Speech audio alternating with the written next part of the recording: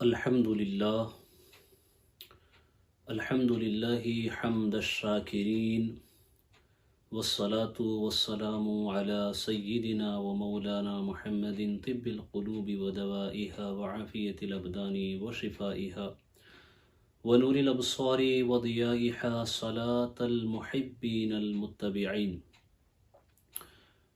وعلى آله وصحبه ومن تبعه بإحسان إلى يوم الدين أما بعد فأعوذ بالله من الشيطان الرجيم بسم الله الرحمن الرحيم إن الله وملائكته يصلون على النبي يا أيها الذين آمنوا صلوا عليه وسلموا تسليما اللهم صل على سيدنا ومولانا محمد معدن الجود والكرم وآله الكرام وابنه الكريم وأمته الكريمة وصحبه وبارك وسلم. جملہ ناظرین سامعین السلام علیکم ورحمۃ اللہ وبرکاتہ. الحمدللہ رب العالمین. آج قرآن مجید کے تفسیر کے اس سلسلے میں 30واں پارہ لے کر کے ہم حاضر ہیں، اور آج کی یہ ہماری تفسیری نشست اس رمضان کریم کے لیے یہ آخری نشست ہوگی، کیونکہ آج 30واں پارہ اللہ کے فضل و کرم سے مکمل ہو جائے گا. اللہ تبارک و تعالیٰ کی بارگاہ میں دعا ہے کہ اللہ تبارک و تعالیٰ ہم نے پورے مہینہ جو باتیں یہاں پہ کی اور جو قرآنی موضوعات اور عناوین ہم نے آپ تک پہنچانے کی کوشش کی، اللہ اس پر ہمیں آپ کو سب کو عمل کرنے کی توفیق رفیق عطا فرمائے، اور اللہ اسے امت مسلمہ کے لیے مفید نافع بنائے اور ہمارے لیے ذریعہ نجات و مغفرت بنائے. اللہ ہمیں حق کہنے، آپ سب کو حق سننے اور ہم سب کو حق پر عمل کرنے کی توفیق رفیق عطا فرمائے. میرے پیارے آقا صلی اللہ تعالیٰ علیہ وسلم کے پیارے دیوانوں، 30واں پارہ جسے جزء عامہ بھی کہا جاتا ہے، چونکہ اس کی ابتدا سورۃ النبا سے ہوتی ہے، اور سورۃ النبا جو ہے عامہ اس لفظ سے شروع ہوتا ہے، اس لفظ سے یہ سورت شروع ہوتی ہے. تو اس پارے کے اندر یوں سمجھیے کہ ساری صورتیں گنانا کافی لمبا ہوگا، چونکہ یہ ایسا پارہ ہے جس میں سب سے زیادہ قرآن مجید کی صورتیں ہیں، چھوٹی بڑی صورتیں سب سے زیادہ جس پارے میں ہیں وہ یہی آخری پارے میں ہے. تو اس پورے پارے میں اگر آپ دیکھیں گے تو جس قدر کثرت کے ساتھ قیامت کے قرب کی علامتیں اللہ نے اس میں بیان فرمائی، بلکہ پوری صورت کہیں اللہ کی نشانیوں پہ اور قیامت کی علامتوں پہ اور قیامت آنے کی کیفیت پہ اور روز قیامت کی کیفیت پہ، ان پہ گفتگو کرتی ہوئی نظر آتی ہے. آپ سورۃ التکویر اٹھا لیں، سورۃ الانفطار اٹھا لیں، اس کے بعد سورۃ النبا خود دیکھیں، تو یہاں بھی اللہ نے انہی تین موضوعات پہ زیادہ تر اس پہ کلام ہوا ہے. اللہ کی نشانیاں، قدرت کی نشانیاں اور سائنس آف نیچر، اور اس کے بعد جنت اور جنتی، دوزخی، میدان محشر، ان کے حوالے سے یہاں پہ کلام ہوا ہے. اللہ تبارک و تعالیٰ نے اس میں بہت سارے موضوعات پہ بندے مومنین کی اور انسانوں کی رہنمائی فرمائی. اس پارے میں اگر آپ پہلے ہی دیکھیں گے تو عما یتساءلون، یہاں سے یہ پارہ شروع ہوتا ہے کہ وہ کس چیز کا سوال کرتے ہیں. عن النبأ العظیم الذی ہم فیہ مختلفون، وہ عظیم خبر کے حوالے سے پوچھتے ہیں اور اس میں وہ مختلف ہیں. ان آیات کے ساتھ یہ پارے کی ابتدا ہوتی ہے. اس میں اللہ تبارک و تعالیٰ نے جو اللہ نے آسمان بنائے، زمین بنائے، پہاڑ بنائے، بارش برسائی، اور کس طریقے سے انسانوں کے لیے فیسیلیٹیز اللہ نے عطا فرمائی، سب کا تذکرہ فرمایا. ایک خاص بات اس بارے میں اللہ تبارک و تعالیٰ نے بیان فرمائی، وَجَعَلْنَا اللَّيْلَ لِبَاسًا وَجَعَلْنَا النَّهَارَ مَعَاشًا، اور ہم نے رات کو آرام کے لیے بنایا ہے. رات کو اللہ نے نیند کرنے کے لیے بنایا ہے، جاگنے کے لیے نہیں بنایا. جو رات کو جاگتا ہے پھر وہ دن بھر یا تو سوتا ہے یا تو پھر اس کی قسمت سو جاتی ہے. یہ جاگنا اگر اللہ کی عبادت کے لیے ہو تو کیا کہنے، لیکن آج مسلمانوں کی اکثریت، میجورٹی مسلم نوجوانوں کی راتوں کو جاگتی ہے اور دن کو بہت دیر سے اٹھتی ہے. وَجَعَلْنَا النَّهَارَ مَعَاشًا، اللہ نے فرمایا دن کو ہم نے معاش کے لیے بنایا، روزی تلاش کرنے کے لیے، اکنامیکل ایکٹیویٹیز کے لیے بنایا، کاروبار کے لیے بنایا، تجارت کے لیے بنایا ہے۔ لیکن مسلمان دن میں سوتا ہے، رات کو جاتا ہے۔ بمبئی کی تو کیفیت ایسی ہے کہ رات کے 2-2 3-3 بجے تک کرسیاں لگا کر کے ہمارے نوجوان محلوں میں بیٹھتے ہیں۔ اللہ اکبر، اللہ ہدایت دے، رہنمائی دے، چونکہ رات کی نیند یہ بہت امپورٹنٹ ہے آپ کو فریش رکھنے کے لیے، آپ کے ذہن کے لیے، آپ کی طبیعت کے لیے، آپ کی صحت کے لیے یہ بہت امپورٹنٹ ہے۔ رات سونے کے لیے ہے، جاگنے کے لیے نہیں، اور دن جاگنے کے لیے ہے، سونے کے لیے نہیں۔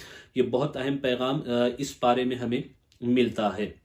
اس کے بعد اگر آپ اس پارے میں دیکھیں تو اللہ تبارک و تعالیٰ نے ان چند واقعات کی طرف اشارہ فرمایا جو ابو طالب کے ساتھ پیش آئے اور عبداللہ ابن ام مکتوم کے ساتھ پیش آئے، انشاءاللہ اسے ہم سنیں گے آگے۔ اس کے علاوہ اللہ تبارک و تعالیٰ نے راز کی باتیں ہمیں بتائی کہ انسان کی تخلیق ہوتی کیسے ہے، اور وہ جو پانی کے قطرے سے انسان جنم لیتا ہے وہ پانی کا قطرہ آتا کہاں سے ہے، نکلتا کہاں سے ہے، اور بنتا کہاں ہے۔ ان سب چیزوں کے حوالے سے اللہ نے ہمیں خبر دی۔ اصحاب اخدود کے حوالے سے اللہ تبارک و تعالیٰ نے کلام فرمایا۔ اصحاب اخدود پہ بھی ہم انشاءاللہ العظیم سنیں گے آج کہ اصحاب اخدود کون تھے اور کس طریقے سے ان پر صرف ایمان لانے کی وجہ سے ظلم و ستم کے پہاڑ ڈھائے گئے اور ان پر زیادتیاں کی گئیں۔ اس بارے میں اگر آپ دیکھیں تو محبوب کریم صلی اللہ تعالیٰ علیہ وسلم کو اللہ نے بہت سارے جو انعامات عطا فرمائے ان کا تذکرہ بھی ہمیں دیکھنے کو ملتا ہے۔ اس میں شرح صدر کا ذکر ہوا، علم نشرح لک صدرک، کہ ہم نے آپ کے صدر کو، آپ کے سینے کو آپ کے لیے کشادہ نہیں فرما دیا۔ پھر اسی میں ورفعنا لک ذکرک کا بھی ذکر ہوا کہ ہم نے آپ کے ذکر کو بلند فرمایا۔ اسی میں وَلَسَوْفَ يُعْتِيكَ رَبُّكَ فَتَرْضَىٰ کا تذکرہ ہوا کہ محبوب ہم آپ کو اتنا عطا کر دیں گے، اتنا عطا کر دیں گے، ان قریب کہ آپ راضی ہو جائیں گے۔ قربان جائیے مصطفیٰ کریم صلی اللہ علیہ وسلم کے نالین پاک پر کہ مصطفیٰ کریم صلی اللہ علیہ وسلم نے جب یہ آیت نازل ہوئی تو فرمایا مولا میری رضا اس میں ہے کہ تو میری امت میرے حوالے کر دے، اگر میری امت بخش دی گئی تو مولا میں راضی ہو جاؤں گا۔ تو اللہ نے فرمایا محبوب ہم آپ کو آپ کی امت کے معاملے میں مایوس نہیں فرمائیں گے۔ اللہ ہمیں حضور کی شفاعت نصیب فرمائے۔ اس کے بعد یہی وہ پارہ ہے جس میں لیلۃ القدر کا تذکرہ ہمیں ملتا ہے، مبارک شب، اللہ اکبر، جو 1000 رات 1000 مہینوں سے افضل ہے، وہ عظیم رات کا تذکرہ ہمیں اسی پارے میں ملتا ہے۔ اللہ ان کے حوالے سے بیان فرماتا ہے، اور اللہ کی وحدانیت کے حوالے سے جو صورت زبان زدے ہر خاص و عام ہوتی ہے مسلمانوں میں، قل هو اللہ احد، وہ بھی ہمیں اسی پارے میں ملتی ہے جس میں اللہ کی وحدانیت کو بیان کیا گیا۔ اور اس پارے میں اگر آپ دیکھیں تو جو بچیوں کو زندہ دفن کر دیا جاتا تھا اس کی مذمت ہمیں دیکھنے کو ملتی ہے۔ اس طریقے سے عناوین کی کثرت ہے کہ ہم اس پہ روشنی پورے طور پہ نہیں ڈال سکتے، چونکہ میں اگر سب طرح اس پہ بات کرنے کے لیے بیٹھ جاؤں تو پاسبل نہیں ہوگا۔ ہم نے جب شروع کی تھی صورت تو وہاں پہ بھی جو ہے ہمیں جب یہ تفسیر کا سلسلہ ہم نے شروع کیا تھا تو پہلے دن بھی ہم نے جو تفسیر کی تھی اس میں بھی جادو سے متعلق آیات وہاں وارد تھی، اور آج ہم یہ سلسلہ ختم کرنے جا رہے ہیں تو آخری پارے میں بھی جادو سے متعلق خاص کر کے 2 صورتیں موجود ہیں جو اللہ تبارک و تعالیٰ نے نازل فرمائی، جن کا نزول ہی جادو کے توڑ کے لیے ہوا ہے، جادو کو دور کرنے کے لیے ہوا ہے۔ وہاں ہم نے سنا تھا کہ جادو کیسے اثر کرتا ہے، جادو کیسے افیکٹ کرتا ہے، اور جادو سے کیسے انسان کو نقصان پہنچتا ہے، وہ سارا پروسیس ہم نے سنا تھا۔ آج ہم انشاءاللہ ہم آپ کو وہ سلیوشن بتائیں گے کہ جادو سے اگر بچنا ہے تو ہمیں کیا کرنا چاہیے، جادو سے ہمیں اپنے آپ کو پروٹیکٹ کرنا ہے تو ہمیں کیا کرنا چاہیے، انشاءاللہ اسے بھی ہم آپ کے سامنے بیان کریں گے۔ اب آئیے ایک بہت سی شارٹلی میں نے یہ خاکہ آپ کو دینے کی کوشش کی ہے، چونکہ آج میں نے سوچا کہ متعدد مقامات سے، صرف 1-2 نہیں بلکہ اس سے زائد جگہوں سے، مختلف صورتوں سے ہم کچھ آیات آپ کی نظر کریں زیادہ سے زیادہ، چونکہ آج یہ تفسیر کا آخری سلسلہ ہے تو زیادہ سے زیادہ آیتوں کو آپ سنیں تاکہ آپ کو سننے کا بھی ثواب ملے۔ ہم آیتوں کو زیادہ اس لیے پیش کرنے کی کوشش کرتے ہیں کہ جب ہم آیت پڑھیں گے تو آپ کو سننے کا موقع ملے گا اور سننے کا بھی ثواب ملے گا، قرآن کی تلاوت اور قرآن کی سماعت کا ثواب ملے گا، پھر علم جو آپ سیکھتے ہیں جانتے ہیں وہ تو اس پر مزید ہے۔ اللہ تبارک و تعالیٰ تعالی ہمیں قرآن سے ربط رکھنے کی توفیق عطا فرمائے. ایسا نہ ہو کہ رمضان کریم کے بعد آپ اپنے ربط کو قرآن مجید سے الگ کر دیں، توڑ دیں، بلکہ قرآن سے اپنا ربط بنائے رکھیں اور قرآن مجید سے اپنے تعلق کو جوڑے رکھیں، مضبوط کرنے کی کوشش کریں. سب سے پہلے ہم بڑھتے ہیں سورہ عبس و تولا کی طرف. اللہ تعالیٰ ارشاد فرماتا ہے عبس و تولا ان جاءہ الاعمی وما یدریک لعلہ یزکا او یذکر فتنفعہ الذکرى. پہلے ترجمہ سمجھ لیں، اس کے بعد انشاءاللہ العظیم اس کی تفصیل میں آپ کو سمجھا دوں گا. تیوری چڑھائی اور منہ پھیرا اس پر کہ اس کے پاس وہ نابینا حاضر ہوا، اور تمہیں کیا معلوم شاید وہ ستھرا ہو یا نصیحت لے تو اسے نصیحت فائدہ دے. اما من استغنا فانت له تصدی، وہ جو بے پرواہ بنتا ہے تم اس کے تو پیچھے پڑتے ہو. وما علیک الا یزکا، اور تمہارا کچھ زیاں نہیں اس میں کہ وہ ستھرا نہ ہو. وَأَمَّا مَنْ جَاءَكَ يَسْعَى وَهُوَ يَخْشَى، اور وہ جو تمہارے حضور ناز سے دوڑتا ہوا آیا اور وہ ڈر رہا ہے. فَأَنْتَ عَنْهُ تَلَهَّى، تو اسے چھوڑ کر اور طرف مشغول ہو، تو اسے چھوڑ کر اور طرف مشغول ہوتے ہو. کَلَّا إِنَّهَا تَذْكِرَةٌ، یوں نہیں یہ تو سمجھانا ہے. فمن شاء ذکرا، تو جو چاہے اسے یاد کرے. اللہ اکبر. یہاں دیکھیں دراصل اس پورے اس کا پاس بیک گراؤنڈ یہ ہے، پس منظر یہ ہے کہ ایک نابینا صحابی ہوا کرتے تھے، حضرت عبداللہ ابن ام مکتوم رضی اللہ تعالیٰ عنہ. یہ نابینا صحابی تھے، یہ دیکھ نہیں سکتے تھے. حضور اکرم صلی اللہ علیہ وسلم کفار، یہ بہت ہی غریب اور نابینا صحابی تھے. یہ حضور اکرم صلی اللہ تعالیٰ علیہ وسلم ایک مرتبہ ابو جہل ہوا، عتبہ، شیبہ، امیہ ابن خلف اور بڑے بڑے جو سردار تھے، اس میں حضور اکرم صلی اللہ علیہ وسلم کے چچا بھی تھے جو ایمان نہیں لائے تھے. ان سب کو دعوت دے رہے تھے، سمجھا رہے تھے، اسلام کی دعوت دے رہے تھے، سمجھا رہے تھے کہ اسلام کیا ہے، اللہ کا یہ پیغام کیا ہے، یہ بتا رہے تھے. تو اسی میں جب حضور اکرم صلی اللہ علیہ وسلم یہ دعوت دے رہے تھے، اسی اثناء میں جو ہے حضرت عبداللہ ابن ام مکتوم تشریف لائے، اور آ کر کے انہوں نے بھی حضور اکرم صلی اللہ علیہ وسلم سے بات کرنی چاہی، اور بار بار انہوں نے اس کی تکرار کی. اب چونکہ یہ نابینا تھے اور حضور اکرم صلی اللہ علیہ وسلم کلام میں مشغول تھے، اب انہوں نے بار بار حضور اکرم صلی اللہ علیہ وسلم کو ندا دی، انتظار نہیں فرمایا. تو حضور اکرم صلی اللہ علیہ وسلم کو کے چہرے مبارک پہ ناگواری کے آثار ظاہر ہوئے کہ میں ادھر دعوت دے رہا ہوں اللہ تبارک و تعالیٰ کے لیے، اللہ تبارک و تعالیٰ کے دین کی طرف، اور یہ بار بار آواز دے رہے ہیں اور قطع کلامی اس سے ہو رہی ہے. تو یہ آثار جب ظاہر ہوئے تو اللہ تبارک و تعالیٰ نے یہ آیات نازل فرمائے، اور نازل فرما کے فرمایا کہ محبوب صلی اللہ علیہ وسلم آپ انہیں دعوت دے رہے ہیں، آپ وہ تو شاید آپ کی بات کو مانیں گے بھی نہیں، لیکن بہت ممکن ہے یہ جو نابینا ہے، جو آپ کو آواز دے رہے ہیں، اور چونکہ یہ نہیں دیکھ سکتے تھے، نہیں دیکھ پا رہے تھے کہ حضور علیہ وسلم کسی کام میں مشغول ہیں، تو یہ آواز لگا رہے تھے.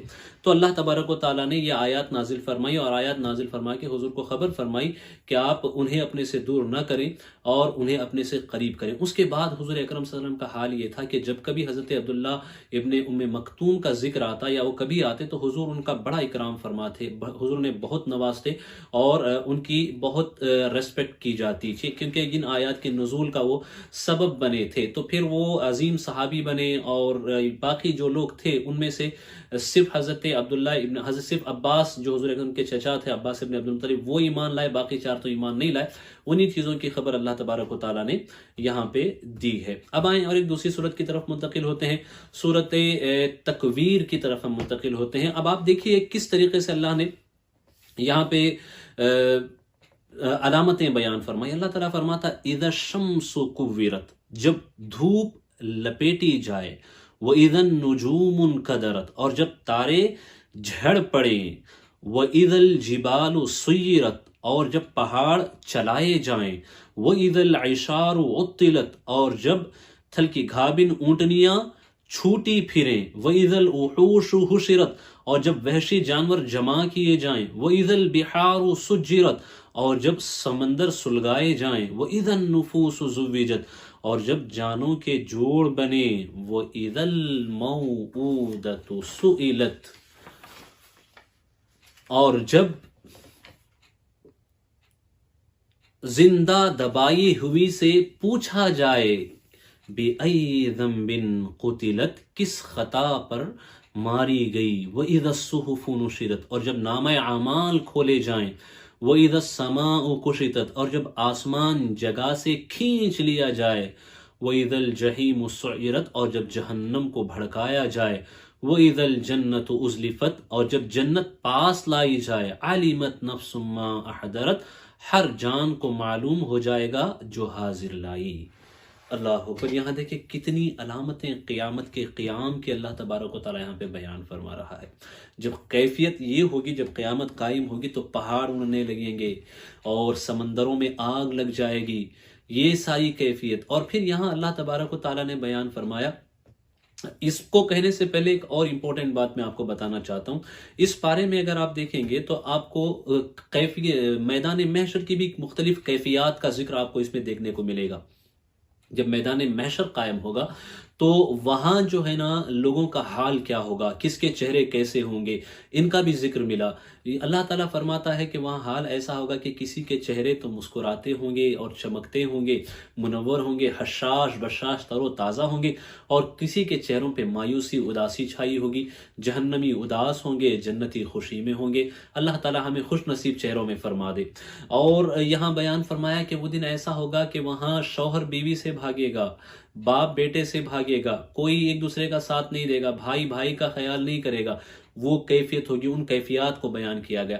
اس کے بعد نامہ اعمال کا بھی متعدد جگہ پہ ذکر کیا گیا کہ وہاں کامیاب ہوگا جس کے نامہ اعمال سیدھے ہاتھ میں دیے جائیں گے، اور جس کے نامہ اعمال پیٹھ توڑ کر کے ہاتھ سینے سے نکال کر پیٹھ کی طرف لا کر دیے جائیں گے، وہ تباہ ہو جائے گا۔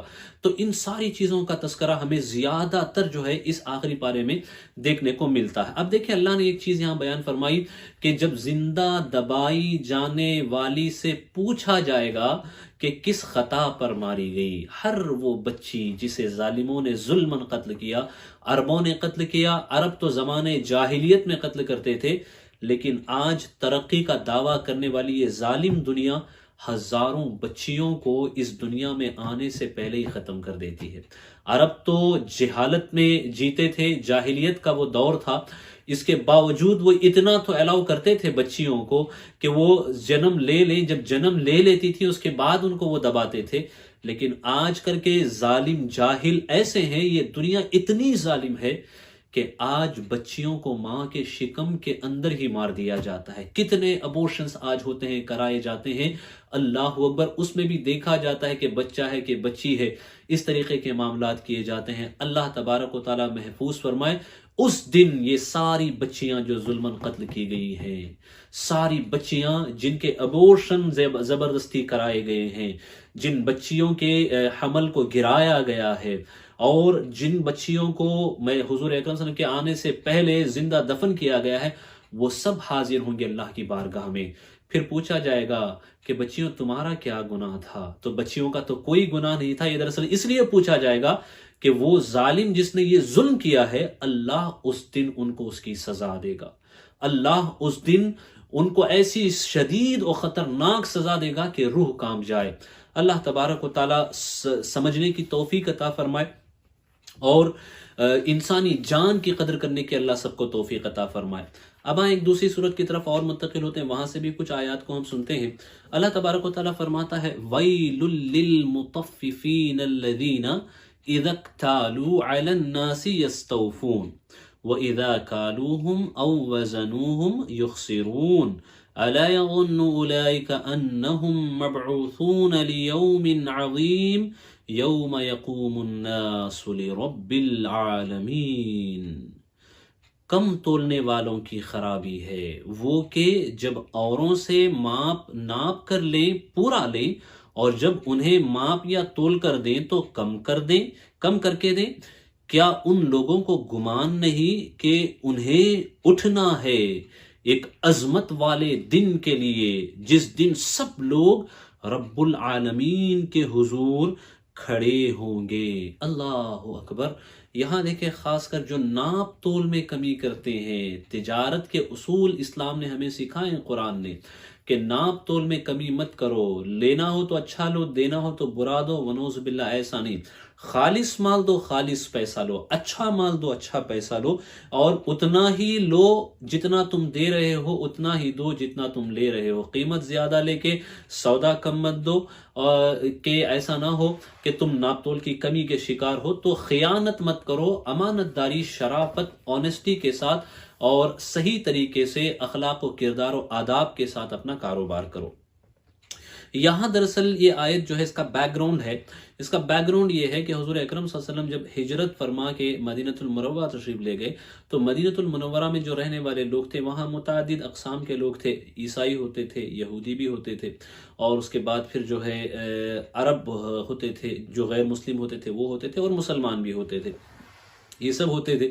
تو مدینہ المنورہ میں لوگوں میں یہ عادت تھی کہ ناپ تول کے معاملے میں وہ بہت کمی پیشی کیا کرتے تھے۔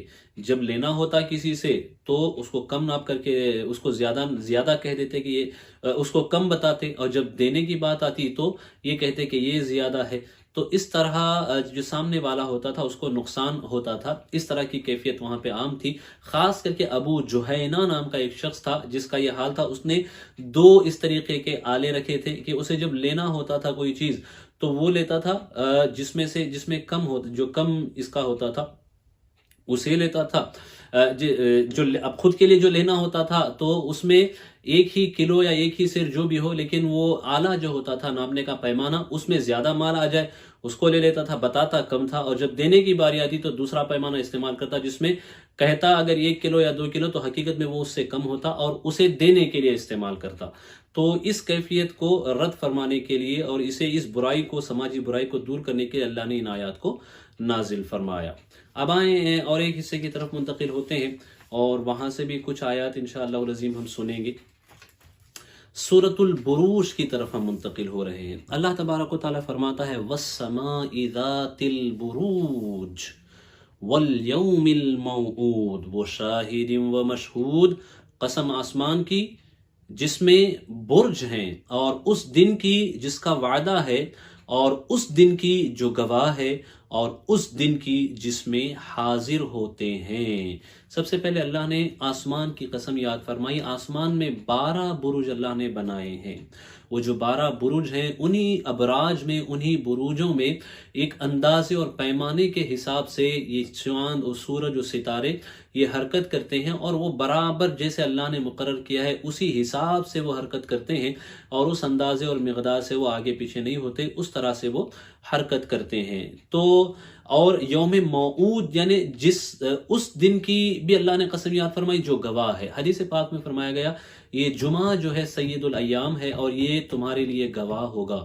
تو جمعہ کی قسم اللہ نے یہاں پہ یاد فرمائی، اور اس دن کی قسم جس میں حاضر ہوتے ہیں، مطلب یوم عرفہ جہاں فرشتے بھی حاضر ہوتے ہیں، انسان بھی حاضر ہوتے ہیں، اس کی قسم اللہ نے یہاں پہ یاد فرمائی۔ قتل اصحاب الاخدود، اصحاب اخدود ایک خاص مخصوص ٹائپ کے لوگ تھے، ان کا ذکر ہم کریں گے۔ ان کو قتل کیا گیا۔ النار ذات الوقود، کھائی والوں پر لعنت ہو، وہ اس بھڑکتی آگ والے، اذ ہم علیہا قعود وہم علی ما یفعلون بالمؤمنین شہود، جب وہ اس کے کناروں پر بیٹھے تھے اور وہ خود گواہ ہیں جو کچھ مسلمانوں کے ساتھ کر رہے تھے۔ وما نقموا منہم الا ان یؤمنوا باللہ العزیز الحمید، اور انہیں مسلمانوں کا کیا برا لگا، یہی نہ کہ وہ ایمان لائے اللہ عزت والے سب خوبیوں سراہے پر، الذی لہ ملک السماوات والارض واللہ علی کل شیء شہید، کہ اسی کے لیے آسمانوں اور زمین کی سلطنت ہے اور اللہ ہر چیز پر گواہ ہے۔ یہاں دراصل اللہ تبارک و تعالیٰ نے ایک پچھلی قوم کا ذکر فرمایا ہے۔ حضرت عیسیٰ علیہ السلام کا غالباً یہ زمانہ تھا، بہرکیف پچھلی قوم سے عیسائی یا حضرت عیسیٰ یا تو یہودی یا تو عیسائی، دو میں سے ایک کا ہے۔ غالب یہ ہے کہ یہ عیسائیوں ہی کا واقعہ ہے۔ اس دور میں ہوتا ایسے تھا کہ ایک راہب ایک جگہ رہا کرتا تھا، وہاں ایک بچہ رہتا تھا، اور وہاں ایک ظالم بادشاہ بھی رہتا تھا، اور اس ظالم بادشاہ کے ساتھ ایک جادوگر بھی رہتا تھا۔ وہ ظالم بادشاہ لوگوں کو یہ کہتا تھا کہ تم میری عبادت کرو اور تم مجھے سجدہ کرو، اللہ کو تم سجدہ مت کرو۔ وہ جادوگر جو تھا، اس جادوگر کے ذریعے سے وہ لوگوں کو اپنے کنٹرول میں کرتا تھا، وہ ظالم بادشاہ۔ تو جادوگر جو ہے اب بوڑھا ہونے کو آیا، تو اس جادوگر نے اس بادشاہ سے کہا دیکھو میں تو بوڑھا ہو رہا ہوں، کل کو میں اگر مر جاؤں تو پھر تمہارا ساتھ دینے کے لیے کوئی نہیں رہے گا، لوگ تمہاری بات نہیں مانیں گے، تو ایسا کرو کہ کسی ایک بچے کو میرے لیے تم چوز کر کے انتخاب کر کے دے دو، تاکہ میرے پاس جو جادو ہے میں وہ اسے منتقل کر دوں اور اسے وہ میں سکھا دوں، تو پھر وہ بچہ جو ہے تمہاری مملکت میں جو کام میں کرتا تھا وہ بچہ کر سکے۔ تو ایک بچے کو جو ہے چنا گیا۔ اب وہ بچہ جو ہے گھر سے نکلتا اور گھر سے نکل کر کے جادوگر کے پاس جاتا۔ تو جب جادوگر کے پاس جاتا تو راستے میں جو ہے ایک عبادت خانہ ہوتا تھا، وہاں ایک راہب بیٹھا کرتا تھا، اس راہب کے پاس بھی بچہ تھوڑی دیر بیٹھ جاتا، اور جب اس راہب کے پاس بچہ بیٹھتا تو راہب اسے اللہ کی وحدانیت کے حوالے سے بتاتا، دین کے حوالے سے بتاتا، اللہ ایک ہے، حقیقی معبود ہے، اس کے حوالے سے بتاتا۔ اسے بچے کو باتیں اچھی لگتی۔ اب پھر جادوگر کے پاس جاتا تو جادوگر یہ کہتا کہ میرے پاس جو جادو کی طاقت ہے یہ حق ہے اور عبادت بادشاہ کی کرنی چاہیے، یہ ساری باتیں وہ کرتا۔ بچہ کنفیوز ہو جاتا تھا۔ اب یہ ہوا کہ ایک دن بچہ آ رہا تھا تو راستے میں ایک عجیب قسم کا جانور تھا، ایک ڈراؤنی قسم کا جانور، عجیب و غریب، عجیب الخلق جانور تھا، جو لوگوں کا راستہ روک کر کے کھڑا ہوا تھا اور لوگ سب ڈرے سہمے ہوئے تھے۔ تو اس دن اس بچے نے یہ اپنے دل میں خیال کیا کہ آج میں جان کے رہوں گا کہ راہب جس رب کے بارے میں بتاتا ہے وہ سچا ہے یا جادوگر جو بتاتا ہے جس رب کے بارے میں وہ سچا ہے۔ تو اس نے ایک پتھر لیا، وہ پتھر لے کر کے اس نے کہا کہ اگر راہب کا خدا سچا ہے، اگر راہب پسند ہے تو یہ مر جائے گا، اور اگر اس کا خدا جو جادوگر بتاتا ہے تو اس کا خدا اگر سچا ہے تو یہ نہیں مرے گا، یہ جانور نہیں مرے گا۔ یہ کہہ کر کے اس نے وہ پتھر جانور کی طرف پھینکا، اور وہ جانور جو ہے اللہ تبارک و تعالیٰ کے حکم سے اس پتھر کی مار سے ہلاک ہو گیا۔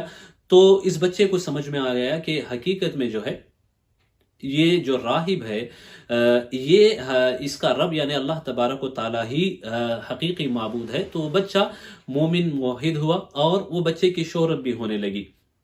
اب پھر ایسا ہوا کہ وہ جب باتیں نکلی تو نکل کر کے بادشاہ کے ایک وزیر کے پاس بھی پہنچی، بچہ راہب کے پاس گیا۔ تو راہب نے بچے سے پوچھا کہ آج اتنی دیر سے کیوں آئے؟ تو اس نے بتایا کہ معاملہ ایسا کا ایسا ہے، ساری کیفیت اس نے سنائی، اور پھر کہا کہ آج میں سمجھ گیا ہوں کہ حقیقت میں جو رب کا پتہ تم بتاتے تھے، جس اللہ کے بارے میں تم بات کرتے تھے وہی حق ہے، کیونکہ اس کے نام کی برکت سے آج اتنی بڑی مصیبت سے سب کو نجات ملی۔ تو اس وقت اس راہب نے اس بچے سے کہا کہ سنو، اچھی بات ہے، آج یہ چیز ثابت ہوئی کہ اللہ تبارک و تعالیٰ تم سے بہت بڑا کام لے گا، اور آج تم مجھ سے افضل ہو، لیکن میرا پتہ کسی کو مت بتانا۔ یہ راہب نے تاکید کی، لیکن پھر ہوا ایسے کہ جو بادشاہ کا ایک وزیر تھا وہ اندھا تھا، اسے بچے کی اس کرامت کے بارے میں پتا چلا، وہ بچے کے پاس آیا اور اس نے بچے سے کہا کہ تم میرے لیے بھی جو ہے کوئی ایسا کرو کہ میری آنکھیں واپس آ جائے۔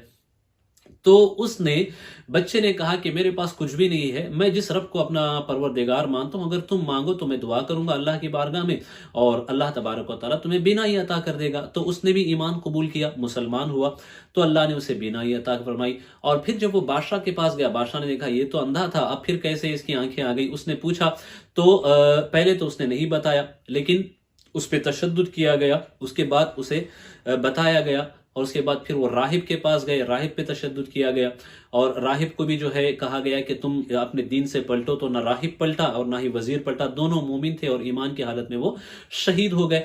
اب اس بچے کے پیچھے یہ بادشاہ پڑ گیا، اور اس بچے کو یہ کہا گیا کہ تو یا تو مجھے رب مان لے ورنہ میں تجھے ہلاک کر دوں گا۔ اس نے کہا کہ تیری یہ طاقت نہیں ہے کہ مجھے ہلاک کرے، تو ٹرائی کر کے دیکھ۔ تو پھر بادشاہ نے یہ کہا کہ اس بچے کو پہاڑ پہ لے جاؤ، اور لے جانے کے بعد اس کو یہ کہنا کہ اگر یہ مجھے سچا خدا مان لے تو چھوڑ دینا، اگر نہیں مانتا ہے تو اسے اوپر سے گرا دینا۔ ایک فوجی ٹولہ تھا اور ایک فوجی گروپ تھا، وہ فوجی گروپ اس بچے کو لے کر کے پہاڑ پہ گیا، جا کے پوچھا، تو بچے نے وہاں اللہ کی بارگاہ میں دعا کی کہ یا اللہ مجھے ان سے نجات دے۔ تو اللہ کے پاس دعا کرنا تھا کہ وہ جو لوگ اسے مارنے کے لیے گئے تھے وہ خود ہلاک ہو گئے اور بچہ واپس آ گیا۔ بادشاہ پریشان کہ میری فوج اسے مارنے کے لیے بھیجا تھا، چھوٹا سا بچہ ہے، اس نے پوری فوج کو ختم کر دیا، فوج کے اتنے بڑے حصے کو ختم کر دیا۔ اس نے دوبارہ فوج کا ایک دوسرا حصہ بلایا، اسے کہا اسے کشتی میں لے جاؤ سمندر میں، اور وہاں لے جا کر کے اگر یہ میری بات مانتا ہے تو اسے واپس لے آنا، نہیں تو اسے ہلاک کر دینا۔ کشتی میں سمندر پہ لے گئے، اور وہاں جانے کے بعد پھر یہ ہوا کہ اس نے اللہ کی بارگاہ میں دعا کی تو جو اسے مارنے کے لیے فوج گئی تھی وہ فوج خود ہلاک ہو گئی، پھر وہ واپس پلٹ کے آ گیا۔ اب بادشاہ پریشان ہو گیا اور لوگوں میں یہ بات بہت پاپولر ہو گئی، آس پاس میں سب بات فیمس ہو گئی کہ اس بچے سے بادشاہ پریشان ہو چکا ہے، اور یہ بچہ اکیلا ہے جو بادشاہ کی فوج کا مقابلہ کر رہا ہے۔ اور دراصل ایمان کی طاقت تھی، وحدانیت کی طاقت تھی، اللہ کی ذات پہ یقین کرنے کی طاقت تھی۔ پھر ہوا یہ کہ آخر کار اس بچے نے خود کہا سنو، اگر تم مجھے مارنا چاہتے ہو تو ایک ہی طریقہ ہے، اس طریقے پہ تم عمل کرو گے تو مجھے مار سکتے ہو۔ تو بادشاہ نے کہا کیا؟ تو اس نے کہا کہ جتنے لوگ ہیں تمہاری مملکت میں آس پاس سب کو جمع کرو۔ بہت سا ایک بڑا مجمع جمع کیا گیا ایک میدان میں، دن مقرر کیا گیا، پھر اس سے کہا کہ جب مجھے تم مارنا تو میری طرف یہ کہہ کر کے تیر چلانا کہ اس رب کے نام سے، یعنی جو سچا ہے، یعنی اس بچے کا رب جو حقیقی معبود ہے اللہ ہے، اس کا نام لے کر کے بسم اللہ کہہ کر کے تیر چلانا تو میرا انتقال ہو جائے گا، مر جائے گا۔ پھر تیر چلایا گیا، اس کی کنپٹی پہ تیر لگا اور بچے کا انتقال ہو گیا، بچہ شہید ہو گیا۔ لیکن اس کا رزلٹ یہ ہوا جو بچہ چاہتا تھا، رزلٹ یہ ہوا کہ وہ سارے لوگ جو تھے وہ دیکھ رہے تھے، ان سب کو یہ بات سمجھ میں آ گئی بادشاہ جھوٹا یہ معبود نہیں ہو سکتا، حقیقی معبود وہی ہے جس کی طرف اس بچے نے ہمیں دعوت دی ہے، بلایا ہے۔ اللہ ایک معبود ہے۔ وہ سب کے سب ایمان لے آئے۔ وہ جب سب ایمان لے آئے تو بادشاہ کو یہ بات ناگوار گزری۔ اب اس نے کیا کیا کہ بڑے بڑے کھڈے کھدائے، آگ کے کھڈے کھدائے، اس میں آگ بھری گئی اور ہر مسلمان کو لایا جاتا، اس آگ کے کھڈے میں ڈالا جاتا۔ تو یہی اصحاب اخدود ہیں جنہوں نے آگ کے کھڈے کھودے اور کھود کر کے اس میں مسلمانوں کو ڈالا گیا، اس میں آگ بھر کر کے اس کے اندر مسلمانوں کو ڈالا گیا۔ مسلمانوں سے پوچھتے کہ مومن اگر تم بادشاہ کو خدا مانو گے تو بچ جاؤ گے، انکار کرتے تو انہیں ڈال دیا جاتا۔ ایسے ہی ایک چھوٹی سی ایک خاتون کو لایا گیا جس کا چھوٹا سا بچہ بھی تھا، اسے جب آگ میں ڈالنے کی باری آئی تو ماں نے سوچا کہ چھوٹا سا بچہ ہے، میں ایسا کرتی ہوں بادشاہ کی بات مان لیتی ہوں۔ جب ماں نے تھوڑا سا تردد کیا تو اس چھوٹے سے بچے نے کہا کہ امی نہیں، مجھے کچھ نہیں ہوگا، یہ جو بادشاہ ہے جھوٹا ہے اور حقیقی خدا وہی ہے جس کی دعوت اس بچے نے ہمیں دی ہے، تو آپ اپنے ایمان پہ قائم رہیں۔ وہ قائم رہی، پھر اسے بھی آگ میں ڈالا گیا۔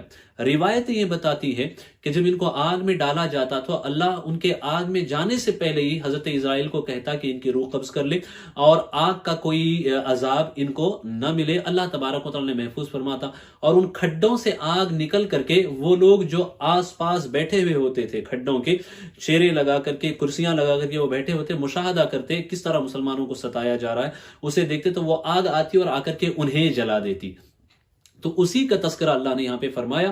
یہ دراصل مسلمانوں کو جب ظلم و ستم کی ان پہ کثرت ہونے لگی حضور کے دور میں، تو انہیں بتایا گیا کہ پہلے بھی ایسے معاملات ہوئے ہیں، آپ صبر کریں، ظالم ہلاک ہوں گے اور مظلوم جو ہے وہی کامیاب ہوں گے۔ اب آئیں ایک دوسرے حصے کی طرف منتقل ہوتے ہیں، وقت بہت تیزی کے ساتھ بڑھ رہا ہے۔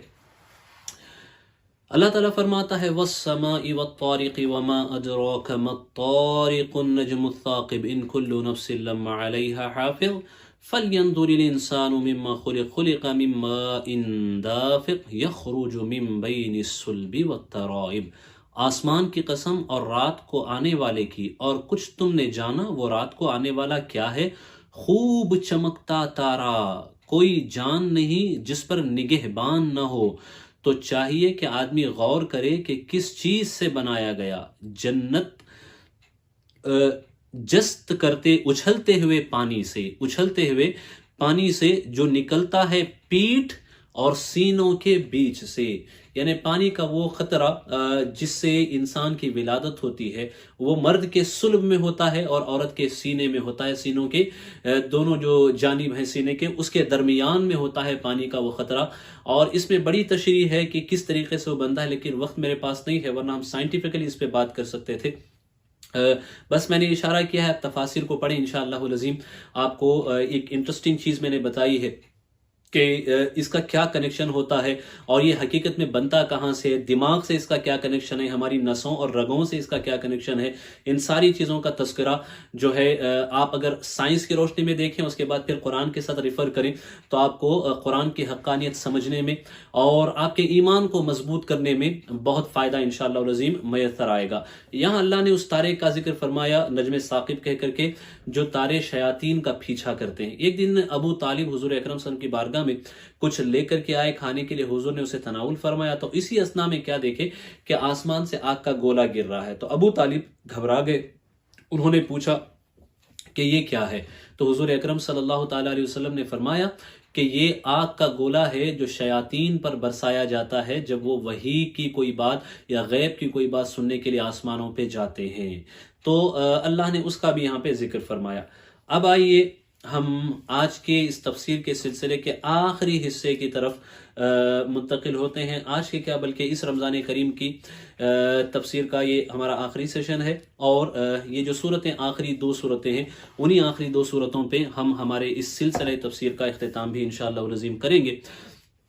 دو صورتوں کو پڑھتے ہیں، ان کا شان نزول اور ان کی حکمت، ان کے فوائد بھی ہم آپ کو سمجھائیں گے۔ اللہ تعالیٰ فرماتا ہے قُلْ أَعُوذُ بِرَبِّ الْفَلَقِ مِنْ شَرِّ مَا خَلَقَ وَمِنْ شَرِّ غَاسِقٍ إِذَا وَقَبَ وَمِنْ شَرِّ النَّفَّاثَاتِ فِي الْعُقَدِ وَمِنْ شَرِّ حَاسِدٍ إِذَا حَسَدَ۔ تم فرماؤ میں اس کی پناہ لیتا ہوں جو صبح کا پیدا کرنے والا ہے، اس کی سب مخلوق کے شر سے، اور اندھیری ڈالنے والے کے شر سے جب وہ ڈوبے، اور ان عورتوں کے شر سے جو گرہوں میں پھونکتی ہیں، اور حسد والے کے شر سے جب وہ مجھ سے جلے۔ یہاں دیکھیں اندھیری ڈالنے والے کا شر، اس کے بعد پھر جو گرہوں میں پھونکتی ہیں ان عورتوں کا شر، اور حسد کرنے والے کے شر سے پناہ مانگی گئی ہے اس صورت میں، اس مبارک صورت میں۔ یہاں اندھیری ڈالنے والے سے مراد دراصل چاند جب انتہائی مہینے کے مکمل ہونے پہ جب ڈوبتا ہے تو اس وقت جو تاریکی چھاتی ہے، یہ ایسا وقت ہوتا ہے جسے جادوگر جادو کے لیے استعمال کرتے ہیں، اور ان ایام میں جادو کثرت سے اثر کرتا ہے، ایفیکٹیو ہوتا ہے، تو اس کے شر سے بھی پناہ ماننے کا ہمیں حکم دیا۔ حضور اکرم صلی اللہ علیہ وسلم نے حضرت عائشہ صدیقہ کو تاکید فرمائی کہ جب چاند ڈوبنے لگے تو اس سے پناہ مانگو، تو انہوں نے کہا کہ یا رسول اللہ اس سے پناہ مانگنے کا کیا مطلب؟ تو فرمایا گیا کہ وجہ دراصل یہ ہے کہ جب وہ ڈوبنے لگتا ہے تو اس کے بعد جو ہے، جب مہینہ مکمل ہونے کے بعد وہ جب ڈوب جاتا ہے تو اس کے بعد پھر کیفیت یہ ہوتی ہے کہ جادو زیادہ مؤثر ہوتا ہے، جادو زیادہ اثر کرتا ہے، یہ ایک بات۔ اور یہاں پہ پھونکنے والیاں گرہوں میں، مطلب جادو جو کیا جاتا ہے وہ گھانٹیاں ڈال کر کے کیا جاتا ہے، اور پھر ان گھانٹیوں پہ طرح طرح کے تنتر منتر پڑھے جاتے ہیں، پڑھ کے انہیں پھونکا جاتا ہے۔ تو ان دونوں صورتوں میں ان کا حل ہے جادو کا حل، اور یہ دو صورتیں جادو سے پروٹیکشن کے لیے بہت ہی اہم ہیں۔ ان کا ورد نظر بد سے بچنے کے لیے، جادو سے بچنے کے لیے، شیاطین سے بچنے کے لیے، وساوس سے بچنے کے لیے، جنات سے بچنے کے لیے صبح شام اس کا ورد رکھنا یہ بہت مفید ہے۔ دراصل لبید ابن عاصم یا لبید ابن عاصم، یہ اور اس کی بیٹیاں، انہوں نے حضور اکرم صلی اللہ تعالیٰ علیہ وسلم پہ جادو کرایا۔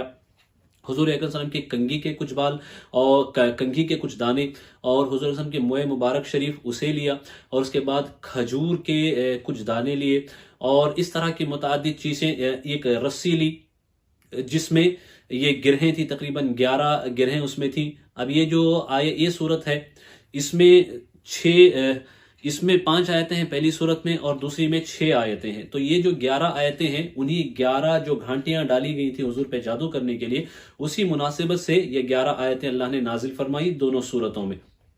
تو ہوا اس طریقے سے کہ وہ ایک رسی تھی جس میں 11 گھانٹیاں ڈالی، اس میں منتر پڑے گئے، اور حضور صلی اللہ علیہ وسلم کے بعد اس کے بعد موم کا ایک پتلا، ان سب کو لے کر کے زروان کا ایک کنواں ہوتا تھا جس کے حوالے سے حضور نے فرمایا ہے کہ اس کا پانی جو ہے خون کے رنگ کا ہے، جیسے مہندی کو دھل دیا جائے تو جیسا پانی ہوتا ہے اس رنگ کا پانی ہے، اس کنویں کے اندر ایک پتھر کے نیچے دبایا گیا تھا، اور کچھ کھجور کے تنے اور کچھ چیزیں استعمال فرمائی۔ حدیث پاک میں ان کا یہ آیا ہے ان کا تنا جو ہے ناک کے پھن کی طرح ہوتا ہے۔ اس طرح کی چیزوں کو لے کر کے حضور پہ جادو کیا گیا تھا، اور یہ جادو نے حضور اکرم صلی اللہ علیہ وسلم کے بدن اقدس پہ اور ظاہری اعضاء پہ اثر کیا، حضور اکرم صلی اللہ علیہ وسلم کے بدن پہ اثر کیا اس جادو نے۔ تو اس کیفیت جادو کی یہ جو حالت تھی، متعدد روایتوں میں متعدد ذکر آیا ہے، 40 دن 6 مہینے، اللہ عالم بالصواب، یہ حضور اکرم پہ برقرار رہی۔ جب حضور نے دعا فرمائی تو فرشتوں کو اللہ نے بھیجا، اور وہ فرشتے آئے، ان فرشتوں کی آمد کے بعد جو ہے خبر دی گئی حضور اکرم صلی اللہ علیہ وسلم کو کہ فلاں فلاں جگہ چھپایا گیا ہے، تو پھر اسے حضرت علی کو بھیج کر کے حضور اکرم صلی اللہ علیہ وسلم نے نکلوایا اور اسے لایا گیا، اور لانے کے بعد اس میں جو 11 گھانٹیاں ڈالی گئی تھی ایک رسی کے اندر منتر وغیرہ پڑھ کر کے، یہ جو اللہ نے صورتیں دونوں نازل فرمائی، اس کی ایک ایک آیت پڑھی جاتی تو پھر وہ ایک ایک گھانٹی کھلتی جاتی۔ اس طرح 11 آیتیں پڑھی گئی تو 11 گھانٹیاں کھلتی گئیں۔ تو یہ صورتیں جادو سے نجات کے لیے بہت امپورٹنٹ ہے۔ آخری صورت اللہ فرماتا ہے قُلْ اعوذ برب الناس ملک الناس الہ الناس من شر الوسواس الخناس الذی یوسوس فی صدور الناس من الجنۃ والناس۔ تم کہو میں اس کی پناہ میں آیا جو سب لوگوں کا رب، سب لوگوں کا بادشاہ، سب لوگوں کا خدا، اس کے شر سے جو دل میں برے خطرے ڈالے اور دبک رہے، اور وہ جو لوگوں کے دلوں میں وسوسے ڈالتے ہیں، جن اور آدمی۔ تو یہ وسوسے ڈالنے والے جنات بھی ہو سکتے ہیں، شیاطین جن بھی ہو سکتے ہیں، شیاطین انس بھی ہو سکتے ہیں۔ انسانوں کی شکل میں شیاطین جو ہے وسوسے ڈالتے ہیں، اور جنات جو ہوتے ہیں شیاطین اس کام پہ معمور ہی ہوتے ہیں۔ وسوسے پہ بھی ہم نے کلام کیا تھا کہ وسواس کی کیا کیفیت ہوتی ہے، گزشتہ دروس میں نے اس کی حوالے سے آپ کو تشریح بتائی تھی۔ اب ایک عمل آپ کو میں بتاتا ہوں، اس عمل کی پابندی آپ کریں۔ حدیث پاک میں ہے حضور اکرم صلی اللہ تعالیٰ علیہ وسلم کا معمول یہ ہوا کرتا تھا کہ جب حضور بستر پہ تشریف لے جایا کرتے تو اپنے دونوں ہاتھوں کو اس طریقے سے جمع کرتے، اور اس کے بعد ان صورتوں کو پڑھا کرتے، اور ان صورتوں کو پڑھ کر کے حضور اکرم صلی اللہ تعالیٰ علیہ وسلم اپنے پورے بدن پہ، ان پہ ہاتھوں پہ دم کرتے۔ اس کے ساتھ قل هو اللہ احد بھی حضور پڑھتے، قل پہلے پڑھتے، اس کے بعد ان صورتوں کو پڑھتے، اس کے بعد پھر جو ہے اپنے ہاتھوں پہ اسے پھونک مارتے، اس کے بعد پورے اپنے بدن پہ، چہرے پہ، پیروں پہ، ہر طرف حضور اکرم اپنے ہاتھوں کو پھیراتے۔ تو جو کوئی اس طریقے سے کرے گا وہ نظر بد سے محفوظ رہے گا۔ صبح شام جو اس عمل کو دہرائے وہ نظر بد سے محفوظ رہے گا اور جادو سے محفوظ رہے گا۔ اللہ تبارک و تعالی ہمیں قرآن سے جڑنے کی توفیق عطا فرمائے، جادو، نظر بد، ہر طرح کی برائی سے اللہ تبارک و تعالی مسلمانوں کی حفاظت فرمائے۔ آئیں اب آخر میں، چونکہ ہم نے قرآن کی تفسیر مکمل کی ہے تو دعائے ختم قرآن بھی ہم پڑھ لیتے ہیں تاکہ اس کی برکتیں بھی ہمیں حاصل ہو جائیں۔ اللہم آنس وحشتی فی قبری، اللہم ارحمنی بالقرآن العظیم واجعلہ لی اماما ونورا وہدا ورحمہ، اللہم ذکرنی منہ ما نسیت وعلمنی منہ ما جہلت وارزقنی تلاوتہ آناء اللیل واطراف النہار واجعلہ حجتا یا رب العالمین۔ اللهم صل على سيدنا ومولانا محمد وآله وصحبه وسلم بعدد ما في جميع القرآن حرفا حرفا وبعدد كل حرف ألفا ألفا يا رب العالمین۔ اے میرے مالک و مولا، قرآن مجید کی اس تفسیر کا جو سلسلہ ہم نے رمضان کریم میں جاری رکھنے کی کوشش کی، میرے مولا اس میں کسی بھی طرح کی خطا ہو، لغزش ہو، سہون، لفظاً، قصداً، ارادے کی، نیت کی، میرے اللہ اسے معاف فرما، دور فرما، خالص یہ عمل تیری رضا کے لیے ہو میرے مولا، اسے اپنی بارگاہ میں قبول فرما، اسے ہم سب کے لیے ذریعہ نجات بنا، اسے ہم سب کے لیے ذریعہ مغفرت بنا، یا اللہ اسے ہم سب کے لیے آخرت کا توشہ بنا، ہمیں قرآن سے جڑنے کی توفیق عطا فرما، جو کہا گیا، سنا گیا، کوئی بھی خطا ہو میرے مولا معاف فرما۔ استغفر اللہ ربی من کل ذنب و خطیۃ و اتوب الیہ وما علینا الا البلاغ۔ السلام علیکم ورحمۃ اللہ وبرکاتہ۔